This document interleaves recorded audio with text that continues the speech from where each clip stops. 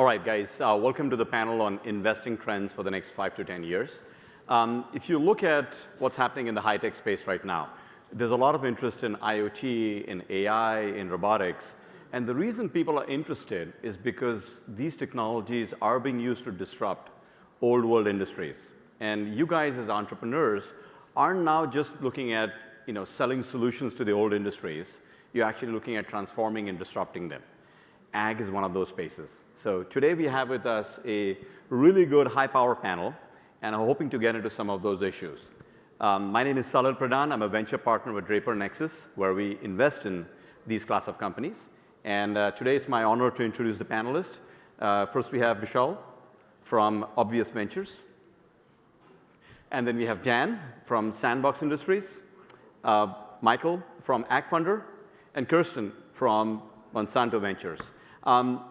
I'm going to ask these guys a bunch of questions. I'm going to try and lead the panel, but I want this to be collaborative. So if you guys have questions along the way, we can always have questions at the end. But if you feel there's a burning question related to the topic, please raise your hands and we'll get the question in. All right? So before I get started, I'd like for the audience to get to know you guys. Some of you guys have experience in ag. Some of you guys have experience in other industries and disruption, which can then be applied to ag, right? So starting with you, Vishal, you guys have a very different background than ag, and you're a traditional venture capital firm. Could you guys tell us a little bit about you guys and why ag and why now? Thanks very much. It's great to be here among entrepreneurs who are building great companies to kind of solve real problems. Obvious Ventures, the name Obvious has been known in Silicon Valley on incubating companies like Twitter and now most recently Medium. And 2.5 years ago, we started Obvious Ventures as a venture fund around a unique hypothesis and is being defined around kind of 3 critical ideas which we believe in. So first is we believe a lot of sectors of our economy are getting reimagined. They're getting reimagined around solving big problems and moving the world forward in positive ways. And that disruption is going to kind of create a lot of investable opportunities. So that's point number 1, which we believe in. Point number 2 is we believe purpose-driven businesses which are solving these big problems are going to outperform their peers. And those are kind of companies we want to invest in. And point number 3 is entrepreneurs who've been dreaming about kind of traditional sectors and they are not happy with how things work today and they want to reimagine. Those are our kind of entrepreneurs who we want to kind of bring capital in our ecosystem and our partnership to build great companies of the future. So that's kind of the reason of being for Obvious Ventures. And the manifestation of that big ideas and big change which is going to happen in the next 10, 15, 20 years, we have categorized in 3 different themes. One is resources reimagination, which is where ag fits in. Health reimagination, where also portion of food fits in. And then third is people power, disrupting industries like finance and education as a way to kind of give more power to individuals and SMBs. So that's kind of the reason why we're interested in ag and food. And thank you. I mean, you've made it pretty obvious why you're in this space. Thank you. Dan, we talked about you guys being at the sort of managed by 2 different organizations. Could you talk a little bit about your firm? That's a unique model. I've rarely run across funds that are managed by 2 organizations. Yeah, happy to. Am I good? All right. And thanks for having me, Salil. Really excited to be here. I'm Dan Phillips. I'm with Cultivian Sandbox Ventures. And the reason for that long and strange name of our fund is that it's a joint partnership between 2 entities, Cultivian Ventures and Sandbox Industries, both in Chicago. We are co-located and work closely together. I'll give the quick history of both and then how we came together and why we're doing this. Sandbox Industries was started just over a decade ago by Bob Shapiro and Nick Rosa. Bob's the former CEO of Monsanto, and Nick, who he worked with for several decades, is the former CEO of NutraSweet. And they started Sandbox Industries more as an incubator for new companies. They'd hire entrepreneurs, pull together some capital, and launch new businesses and products, not necessarily focused on food and ag. Did that for a number of years, and then I guess around 2008 stumbled into running venture capital funds when we worked with a number of Blue Cross Blue Shield health insurance companies to help them put together a corporate venture fund, which Sandbox now manages. So we have 3 healthcare-focused venture funds. And not long after we launched that model and developed what we thought was a unique model of having strategic LPs in a venture fund, Bob and Nick, our founders, not surprisingly, thought that food and ag would be another industry where we could potentially have an impact and bring together some strategic LPs and invest in AgTech innovation. The other half, Cultivian Ventures, is a pure play AgTech venture fund that was started around 2007, 2008 by Ron Musin and Andy Zolkowski. Ron is a PhD plant scientist who ran biotech R&D at Dow Agro for many years. Andy, a guy who had spent a couple of decades in life science venture capital. They had developed kind of an early track record investing in ag tech, and around the same time that Sandbox was looking to raise a fund, got connected with Bob and Nick. And so we decided that hopefully the whole would be more than the sum of its parts by working together and leveraging kind of the collective knowledge from everything, biotech to food and ingredients, and all of the experience that the founding partners brought to the table. So have been investing out of the Cultivian Sandbox Fund since 2013. Have made 11 investments to date, and it's about a $114 million fund. Your you, Dan. Sorry, guys, we're going to have to run along a little bit faster. Michael, you are with AgFunder, and it's a very unique model. You're probably the most different among any of us here. We have LPs in our fund, and you have a different model. Love to hear your model and why it benefits and who it's targeted towards. Sure, thanks, Salil. AgFunder is the largest online investment platform for innovation in ag and food. We launched in 2014, February 2014. We launched as a crowdfunding platform, introducing investors to opportunities that we brought onto the platform. Since we launched, we've had 20 campaigns. The companies have collectively, on the closed deals, have collectively raised around $33 million. We've seen around 1,500 companies. We've reviewed them. We've brought on, as I said, 20 companies, so far less than 2%. We have the industry-leading blog, AgFunder News. I'm not sure if many of you have read that, but I suggest you do. It's a great source of information on the sector. We published the industry-leading investment report on AgTech investing. We've had, I think, 42,000 downloads of that since it was launched in February. And we'll next month be launching our first fund. Our aim and our dream is to become a crowdfunding VC, a global crowdfunding VC. One of the advantages of having a platform like ours is the enormous distribution and reach that we have. We've had investors from Australia, from the Middle East, from Asia, the US, of course. But what we hope to do is to be co-investing with our VC partners and family offices, private equity, and perhaps be able to assist in getting exits, distribution partnerships globally that otherwise might not happen. Thank you very much, Michael. And finally, Kiersten from Monsanto Ventures. You were telling me that you are a corporate venture capital firm, but yet you are not in many ways. Can you explain what that means and what a corporate venture capital firm is and how you're not one or you are one to the audience? Right. Okay. So I think what we were discussing was that there are different variations of corporate venture capital, all across the spectrum. And so Monsanto Growth Ventures, we invest off the balance sheet, so we don't have a separate fund. But we, the investment professionals in the firm, we set our strategy, and a result of that, we have investments in everything from AI to IoT to pharmaceutical companies to pure agriculture, new germplasm, things like that. So anything that is might affect the progress of production agriculture is something that we're interested in and that we've actively invested in. And we have the luxury of deciding more like a private venture firm in terms of what our strategy is around our investment thesis.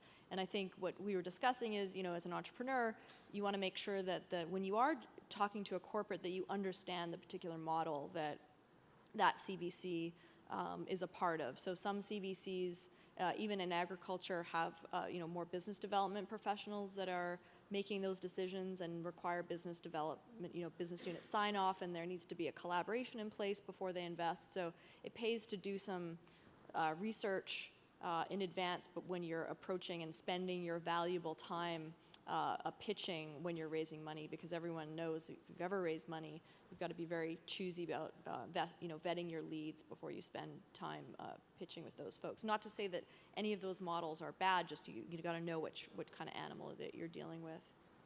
Thank you. So we've got two guys who have long-standing experience in ag, and obviously still looking at ag and very excited about it. And we've got two guys who come from outside of ag, but are now very interested in ag for various reasons, right? So it should be an interesting conversation. Before we get into the state of the art and before we look at sort of where things are going to be in the next few years, given the venue, we're in the Computer History Museum, kind of feels worthwhile to spend a little time looking at what's happened in ag today in terms of technology, right? Often I hear pitches about companies trying to do interesting things in robotics, and we talk to Kiersten, we talk to people in the ag space, and they say, oh, yeah, this has been going on for a few years. It's not new. So it'll be nice to sort of get your perspective, Kiersten, on look back and tell us what has happened so far, what's kind of worked from a venture-backed perspective and what's not. Because half the time as entrepreneurs, we have the challenge of figuring out, is this something I should be looking for venture capital funding or not? And then we hear this thing saying it's a good business, but it's not for VCs, right? It's something we hear quite often. It'd be nice to hear about what has happened. If you have some examples, if you can talk about segments, that'll be great. Sure. So and Michael, feel free to jump in as well. I know you have perspectives there. Thank you. So I think historically, the things that, and I'm going to put this in a few buckets, that have been worked as venture businesses, venture backable businesses in agriculture, have been both on the biotechnology side, so whether those are enabling genomics or synthetic biology technologies, germplasm technologies, anything that requires a regulatory and IP barrier to entry, have been very successful businesses. And if you talk to farmers, in their top three technologies that they would quit farming and walk away from, biotech traits would be at the very top of that list. On the other bucket, you have automation. And so farmers have been using auto steer and have had access to autonomous vehicles or semi-autonomous vehicles for a very long time now, over a decade, deployed commercially. And so that would be the other big bucket of technology there. And what those two things have in common is that it allows a grower to farm more acres. It allows for better capital efficiency and deployment of their CapEx dollars, and therefore allows them to be more competitive on rents and aggregating more land and farming more land. So I think that's something to keep in mind. Some of the things that we see in the valley that we don't think are fundable in the current landscape are things that buy into a little bit of the, perhaps a San Francisco or a Silicon Valley way of looking at agriculture, which is this, which don't fit that model. You have to be able to generate an ROI to the farmer for it to be a venture-backed business. And so that's something that we really look to make sure that entrepreneurs are focused on. Yeah, I totally agree. I think I'd also like to add that, as we've seen the increase in AgTech investment over the past 2-3 years, almost doubled last year from 2014, a 91% jump. We're seeing a broader spectrum of technologies emerging. As more funding comes into the sector, we'll see more talent coming into the sector, and we'll see more innovation. So, it's talking about the future a little bit. But I think since Monsanto acquired Climate Corp, we've seen that sort of hockey stick uplift in investment in the sector, and I think that's generally going to continue, perhaps not as aggressively, but it will continue. But the effect of that has been a much broader spectrum of technologies coming online. That's actually a perfect time to segue into the sort of the next topic is, ag seems to be becoming sexy. It's 5-10 years ago, you would tell somebody I'm doing an ag startup, and the first question would be, you're becoming a farmer? Because that's the assumption people would do, right, is I'm becoming a farmer. And now, all of a sudden, I'm looking at ag. It's like, ooh, that's pretty cool. Why is it cool? I don't know. I'd like to hear your perspective. Vishal, Dan, why is it cool right now? And obviously, we know that those big boys are buying big companies, and that's interesting. But also from an industry perspective, why now? Sure. So from my perspective, I think it's a lot of it's being driven by increasing consumer attention to their food. Obviously, there's a lot of government and kind of consumer advocacy attention being paid to antibiotic use and pesticides and chemicals and all of these other things, and certainly plenty of misinformation being spread around as well. But regardless, I think it's undeniable that people, even across demographic groups, are paying more attention to where their food comes from and how it was grown. And so when you've got an industry that is global and massive and has been around forever, but where technology has not yet kind of permeated in a deep way, at least on the information technology side, I think that represents a huge opportunity and is particularly ripe for venture investing. When building on the what's happened in venture and other industries over the last couple of decades, taking some of those learnings and applying them to ag, and being able to build companies and products in a capital efficient way and get them to growers, consumers, whoever the end user is much more feasible than it used to be, and it's of greater interest to the public. Yeah, so similar to Dan's kind of points, I think if you look at it from a system perspective, there are kind of three large trends which are happening where one can kind of see new models getting developed in ag and food. So one is millennials and a segmentation change, which is happening, like as you have a new population, a new segment with their own kind of perspectives, which kind of Dan talked about. Number two is there's a realization that intensive agriculture has some negatives around environmental issues and also long-term sustainability of the farmland itself, right? Number three is there is a health epidemic globally, as you can see in terms of obesity rates and diabetes. There is a stat like India and China's diabetic population is going to be more than U.S. population. So those kind of three macro trends are driving changes, and people are the right kind of entrepreneurs are saying like, hey, those are happening, and then we have all these new toolkits through technology innovations, whether it's AI, machine learning, or data, or hardware, software, new business models, new unique kind of ideas of kind of rethinking models. So it's a kind of very interesting time right now for folks to kind of say like, hey, let's just go after big ideas where things have been done a certain way for last 50 years, and we can kind of create a different model. My belief, or our firm's belief is, like last 50, 100 years have been all about this notion of scarcity and kind of creating enough food has been kind of dominant paradigm. And next 50 years is going to be creating the right kind of food in abundance, going to be kind of the right paradigm. That's a great perspective. Let's talk about business models, right? One of the things that happens when tech gets into any space is efficiencies started getting improved. There's dramatic improvement in efficiencies.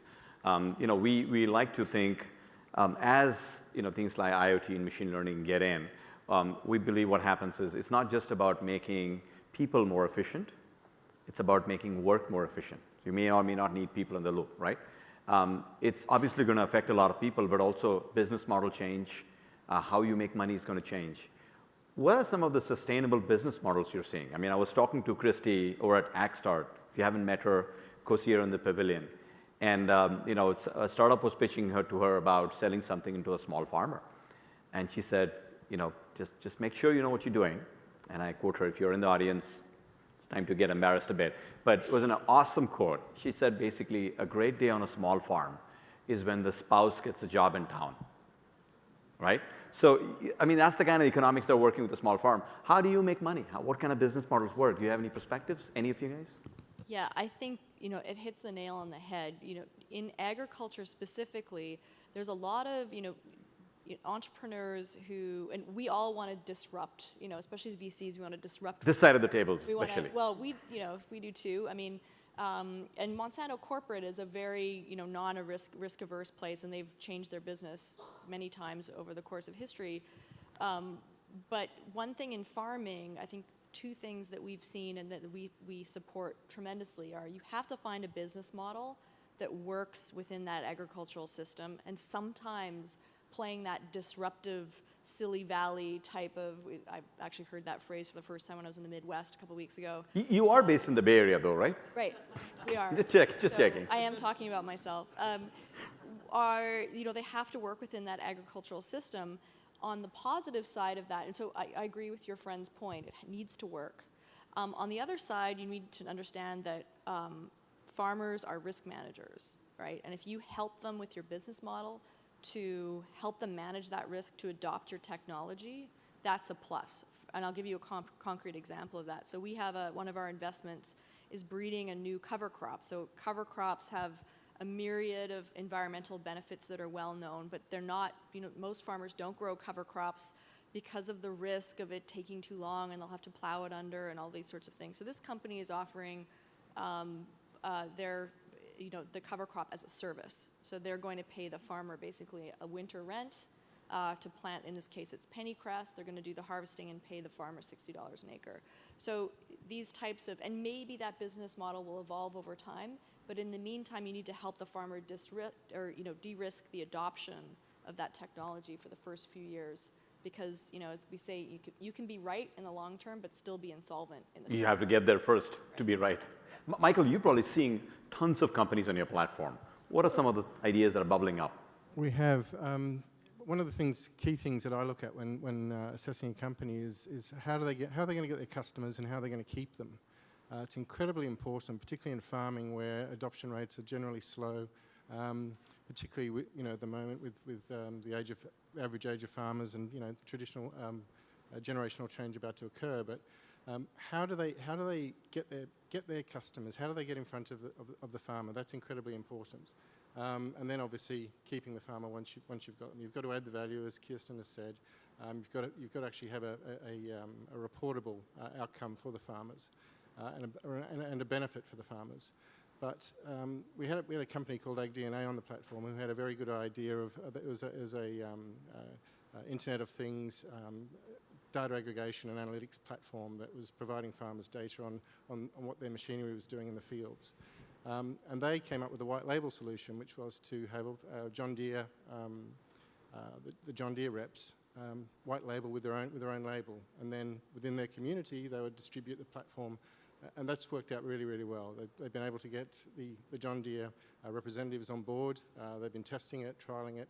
It's worked really well. And that's turning out to be very, very sticky as well, which is important. Keeping the customers happy, but also on the distribution side, making sure that you've got a track to the customers. Oh, anything new, interesting you guys are seeing in terms of models that makes you think, we've seen vertical farming. We've seen people trying to do interesting things in warehouses, and the question is this model sustainable for a venture perspective, because it's high capex model as well, and the opex is pretty high on that. Are there interesting models you guys are seeing, Cultivian or you, Obvious Ventures? Sure, I'll jump in with a couple examples, and this isn't a particularly profound statement, but I think to sell to a grower or a business, there either needs to be a story about cutting cost or increasing productivity. The challenge that we're seeing from a business model perspective is that on the productivity side, given the number of variables that go into yield, and the saying that you're going to increase revenue, it takes a lot of time to collect that data and prove that, especially when you're selling into a farmer or a company that may be skeptical. the cost side, we tend to see things get to market much more quickly because oftentimes that those types of models can be shown very quickly of like, look, you're doing something today where you're spending X number of dollars on this process or input or whatever it may be. If you can do it at a lower cost, you're going to realize that value immediately. So some examples of that, we've invested in a company that's growing enzymes for animal feed, producing those enzymes directly in the grain of the corn, and so that they can produce those enzymes at a fraction of the cost of what distributors and farmers are paying today. That type of thing captures interest very quickly, and you can see uptick very quickly. On the other hand, we've invested in a company in the animal health space that has developed some on-farm diagnostics for beef cattle and dairy cows. And we've seen this story play out on both sides with those two products. The test for mastitis in dairy cows, it's a story about increasing the SCC count in the milk and being able to hopefully sell it for a higher price, and also preventing disease from spreading throughout the herd. But again, it's a prevention story. The other product on the beef cattle side allows farmers to directly apply antibiotics just to those cows that are sick rather than broadly applying antibiotics across their entire herd. So if you're buying 10, 20% of the level of antibiotics that you used to, you're immediately seeing that benefit. And so we're seeing that product get a lot more attention and interest at the very early stages, whereas we're spending a lot of time collecting the data to prove the value with the other product. Thank you. Yeah, so we are a relatively new fund, 2.5 years, and there are kind of two areas where we've invested in ag and food landscape where we see good traction happening. One is on consumer side, other is on kind of the B2B ag tech side. In the ag tech side, we have invested in a couple of companies which are more platform companies for that whole industry. So one is Planet Labs, which is a micro-satellite company, which is getting good traction.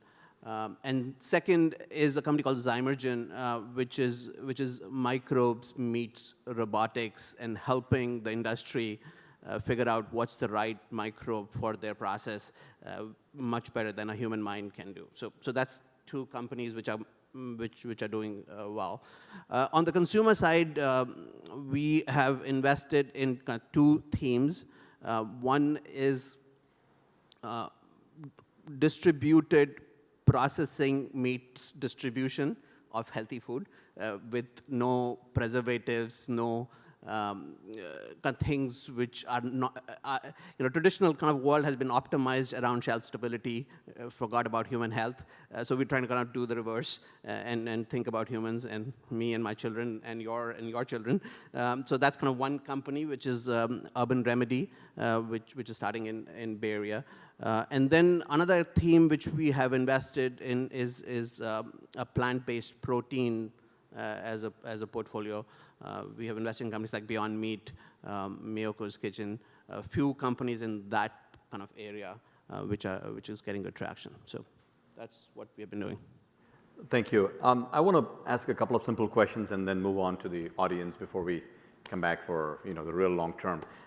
Scaling, right? For any venture-backed company, phases are pretty obvious. You're going into a problem discovery.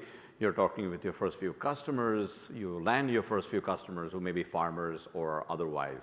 You test your product. They're very happy. They're delighted. You raise a little bit more money, and it's now time to scale the company. And then what? Because you're now dealing with an industry where being able to get access through the internet is easy, not easy. How do you target customers? How do you scale? Any experiences that you want to share? Yeah, I think we've learned both through, especially on the ag tech side, where through Climate, the Climate Corporation, and other investments that we have, that scaling in ag tech usually means at some point you need to become part of the ecosystem, and that means you need to partner at some point, and that can take on various flavors. Various types of partnership, and as a management team, you need to be careful about what kind of partnerships you're actually doing and with whom, and make sure it's people you can work with and it's mutually beneficial. But at some point, you're going to need to partner with the ecosystem and do, an enterprise sale to get traction initially. So we've seen businesses, if you're running around selling farmer to farmer, it's not a business model that we've seen be really successful. We need to do some more significant, meaningful partnerships along the way. Vishal, Dan, any? I think one of the things which in the core AgTech, which is different than software business and fundamentally different is, I think if you're selling to farmers, I think the feedback loop is much, much longer than any tech business. So you have to be much more patient to be in this space. Because you'll do trials, and as Kiersten said, a farmer does not want to take unnecessary risks, and risks have to be mitigated and proven that it's manageable. So which means you do trials, and then it takes time to kind of get that scale happening. So that's kind of something which we newbies into the world of farming have to just kind of understand. I mean, fair point, right? One of the things we look at when we're looking at companies in this space is, rather than selling it to farmers, which obviously is required in many places, are you actually helping farmers make more money, or are you paying them? Where you're actually buying something from them and you're then paying them. That's a more scalable model in today's world than going after each farmer and trying to sell them. That's a very hard thing to do. If you're going down that path, then you certainly have to find channels and partners like you guys, and then use existing channels. If you are going the consumer route, or if you're going direct over the internet, I think the model has to be farmers, not your customer. Farmers, your partner, and actually maybe they are your customer. I mean, it's the other way around, right? You are their customer. Before I take on any more questions about the future, I want to see if there are any questions from the back of the audience. Okay.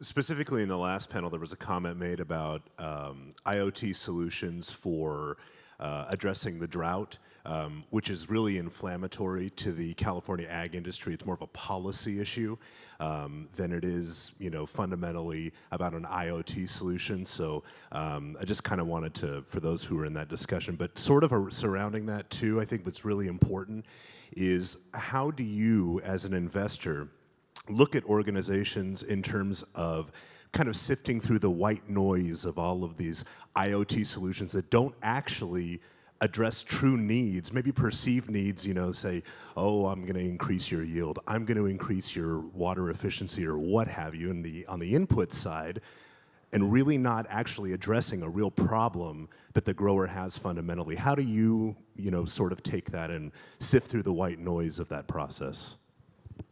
I can actually take that on. I'm actually an IoT guy, so we see literally hundreds of IoT deals a month, hundreds, right?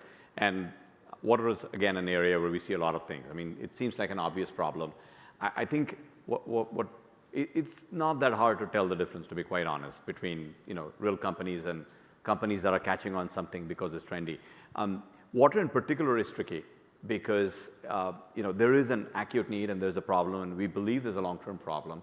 However, think from a venture investor's perspective. You invest in a company that helps you save water, and in December there's crazy amount of rain, right? At that point, you're looking at investment being literally washed away. So you have to look at the market dynamics around it before you go for mainstream funding. Our thesis is we really want to try and understand. We come in fairly early at times, so we really want to understand the problem.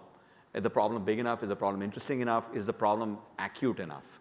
The solutions, they're interesting, but I think it's literally at the problem level. I don't know, Vishal or Kiersten, do you have any perspectives? Yeah, I was going to say, I think it's a great question and a great way. So we also get lots of IoT, we have IoT investments, but I agree on your thesis there. The other issue with water specifically is that venture investors don't want to invest around something that can be changed with a stroke of a pen. Right, a policy that could change, a trend or a policy. And in California, water is not priced, and it's not priced well. So it's very difficult to design technology on the head or on the rent, the economic rent created above something where the pricing may be either temporary or for drought restriction, or it might be changed through some other policy. So that's why you see water technology is flourishing in a place like Israel, where there's a price on water because they use desalination, which is very expensive. Whereas here, it's not. It's a much more difficult problem to tackle. And so we look at, again, the problem to sort through the noise, find out whether it's a sustainable problem that we can build on top of. And then if not, there might be even some business, a business model way to monetize or to make an economic rent within that problem to try and solve the problem. If it's a direct-to-consumer play, though, however, that changes completely because you can sell things to the consumer on trends and perceived risk and things that aren't necessarily the same problem. I have time for one more question from the audience, and how about? Okay, go ahead. So I actually, Michael, I was interested by your comments about that you think that AgTech funding is actually going to increase, though maybe not at exactly the same rate. So if I look at the report that you guys have and the methodology, the two largest categories that you had for the $4 billion for food tech and AgTech funding were food delivery and drones, both of which are areas that are having trouble sustaining funding. So I wondered what you thought was going to fill that gap to keep or help grow AgTech funding. Sure. Yeah, both of those categories were skewed slightly by some pretty major investments last year. And that will definitely slow. As you say, the unit economics and some of the food delivery businesses don't quite add up. I think we're going to see a broad spectrum of development. Biologicals, I think, are going to soil health, particularly, are going to sort of develop further as we get more into the development cycles in these technologies. The Internet of Things is going to be big. Connectivity. I think we need to look at a lot of the infrastructural problems that we've got. Not so much in the US with 3G and internet and those sorts of things, but in other areas as well. And that's going to slow down global development. I think we're going to see a lot more development in infrastructure in these other Western areas, Australia, for example, and places like that, Asia, for example. But I think we're going to see a fairly broad spectrum of new technologies developing. I don't think we'll see the same level of investment increase as we did over the last 2 years. But I certainly think we're still... Do you see crowdfunding playing a role out there? Absolutely, yeah, absolutely. I mean, we, as I said, we have that distribution. We've got investors in Australia, we've got investors in Canada, in Europe, Western Europe, Eastern Europe, all over the place. Being able to bring a company onto the platform, invest ourselves, maybe co-invest with some of our venture partners, and then distribute to other markets. Maybe find an exit, maybe find a partner, as Kiersten was talking about. We think that's going to be a crucial component to what we do. Thank you, Michael. Sorry, we have only a minute left, so I want to ask the panel one last question, and then we can, if you have more time, we can go back to the audience. My favorite question, and I did warn you guys about this. We're in the 3rd anniversary of this conference, but pretend we're in 2023, okay? That would be the 10th anniversary of this conference. All of you guys are here, same panel. Look back at the last 10 years, looking from 2023, and tell me what new things have happened, what new companies have emerged, what new trends have changed, especially any investments you've made that made you mega rich. Yeah, I'll kind of paint a picture of like 6 or 7 ideas around which we, would have built. Assuming you've invested in all 6, because this is backward looking. Yes, I am. I understand the question. So one of the areas we invested in was a soil technology company which found the correlation of soil health and plant health and reduced the need for a lot of input materials during farming. So that's one company. Second company would be a distributed vertical farming company, which figured out through machine learning, AI, robotics, as a way to kind of make produce locally. Third company would be a supply chain company which, along with IoT and sensors, enabled to kind of validate the promise which consumers are buying, whether it's allergy-oriented or non-GMO or whatever promise consumers are buying, like they'll be able to kind of validate whether that's happening or not. On the consumer side, there are two kind of companies we invested in and made a lot of money. One was localized processing, which enabled kind of distribution of fresh and healthy food. And lastly, miniaturization of kitchen equipments in your home so that processing could be miniaturized to your home so you can kind of have fresh produce. That's a great perspective. Sorry, guys, we only have a minute, so I'd love to get the one super unicorn that you guys invested in. Dan?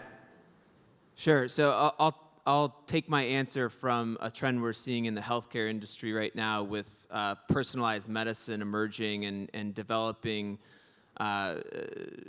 drugs and products for humans based on genomic profiles in a very specific way. I think hopefully by 2023 we will have invested in a company. It is 2023 now, so. Yes, it's 2023. We invested in a company that's developed inputs for crops that are specific and personalized to a given field or set of conditions or geography or whatever it may be. So lower volume, more targeted, but higher value. Nice. Michael? I think it depends on whether President Trump is in power or not, but... Are we moving? Are we moving out? Yeah. You just have to look back in time and tell if he was in power, so. I'll be out. I'll be a migrant worker, and there'll be a big wall, but... There'll be a wall keeping you out. There will, exactly. Robotics, I think there's a lot of potential for robotics, looking backwards, and I agree, genomics, the gene editing is going to be big as well. So yeah, I think at 2023, well, it's 2023. I think we'll invested in an editing company which will have increased the breadth and variety of crops that we grow in a row crop fashion and in a highly productive way. And that farm automation will have gone to a whole other level. So companies like Blue River, I see Jorge's in the audience here. He would have made us a lot of money at that point, right, Jorge? And also the promise of software will have come to fruition, and farmers will be using to make software to help advise on decision making in all realms of farming. That will become real, and through all of those three buckets and three processes, there will be even fewer people involved in agriculture in the world, and that agriculture investing as a result of that will become even more challenging and even more specialized over time. So I'm seeing a lot of things change. I guess the only thing that probably won't change, hasn't changed in the last 10 years, is 2023, is Roger Royse still looks like he's 35. We have time for one last question before we... Go ahead. What are you guys talking about investment banking? The slope and the funding. I hear nothing about investment banking. We represent one investment banks out of New York. What's your feeling on investment banking? I can answer that. So I think Okay. there's a... Can you just repeat the question, please, for him? The question was, how do we view the role of investment banking in agriculture and riding probably the wave of early stage investment that we've created now? So with the increase in investing, where does investment banking play a role? We're seeing there's not enough investment bankers that understand agriculture, and so that's been a problem in terms of later rounds of financing for companies. But I'm sure that will change. So that's where the role is. There's going to be this bubble of companies that are looking for exits and partnering opportunities.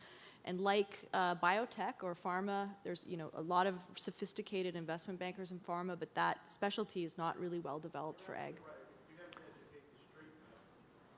Yeah. I'm sorry, we have to move on to the last question. Thanks very much. We're at an agriculture seminar here, and my question is this, though. I live in San Francisco. I drive a BMW, but I'm selling into farmers who are far, far from San Francisco, and I have the struggle about wanting to be closer to my customers rather than being, in the tech center here. So I don't think it's as big of an issue for Michael, but are the VCs like you and your colleagues willing to get outside of the valley here to follow and invest in viable AgTech startups that want to be closer to their customers? And Vishal will answer that question for you. You know what, like in my previous life, this is a long way of answering the question. Like in previous life, I was investing in emerging markets, and I invested in a company there in ag and food, which is an end-to-end supply chain for potato, and they're kind of the #1 potato suppliers in India, from germplasm all the way to market.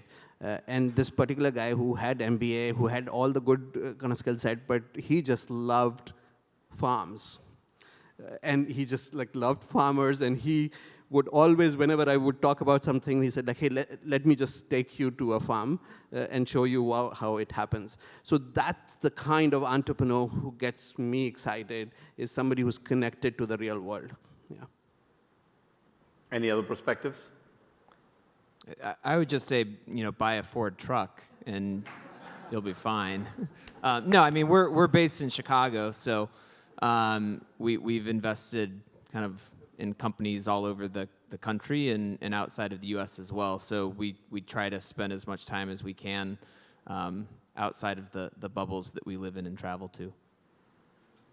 Well, guys, thank you so much. We had an exciting discussion. Thank you for your time. These guys are around. It's still 2016. Feel free to catch them offline. Thank you.